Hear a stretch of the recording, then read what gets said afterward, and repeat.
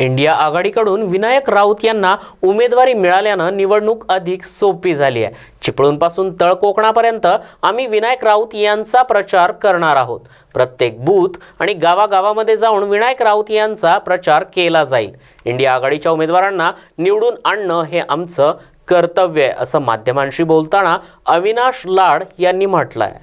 मतदारसंघात इंडिया आघाडीकडून विनायक राऊत हे उमेदवार देण्यात आलेले आहेत आणि विनायक राऊत हे हॅट्रिक साधण्यासाठी सध्या मतदारसंघात फिरत आहेत आणि पुन्हा इंडिया आघाडीकडून आपल्यावरती जबाबदारी देण्यात आलेली आहे नाना पटोले यांच्याकडून।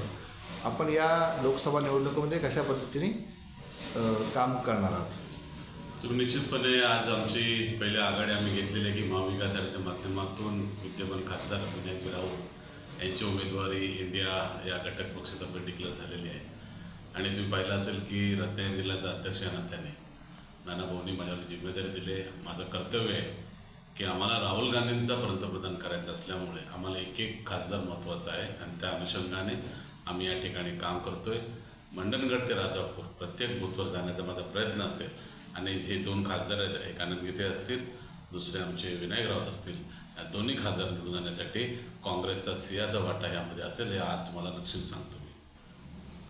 आता पाहिलं तर नारायण राणे आणि किरण सावंत यांच्या दोघांची उमेदवारी सध्या जिल्ह्यामध्ये महायुतीकडून देण्यात आलेली आहे, परंतु काल 12:30 वाजता किरण सावंत यांनी अचानक आपली ट्विट करत माघार घेतल्याचं स्पष्ट केलेलं आहे।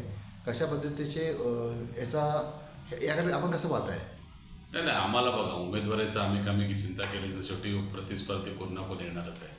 त्यामुळे कोण प्रतिस्पर्धी होते याच्यापेक्षा आमच्या उमेदवारात जास्तीत जास्त मतं कशी पडतील ह्याच्याकडे आमचा कटाक्ष असेल आणि आम्ही त्या पद्धतीने आमची व्यूहरचना आखलेली आहे। शेवटी तो त्यांच्या घरातला प्रश्न आहे, त्यांच्या युतीचा प्रश्न आहे, त्यांचा पक्ष जो निर्णय घेतो त्यांना बांधील असेल तो। पण आम्ही आमच्या उमेदवारासाठी कुठला कसं जायचं, कोणाकडे जायचं, कुठल्या पद्धतीनं मतदान बाहेर काढायचं याच्यावरती आमचा अभ्यास चाललेला आहे आणि त्या पद्धतीने आमचं कामकाज चालू आहे आणि 100% आम्ही आमचा उमेदवार विजय केल्याशिवाय राहत नाही।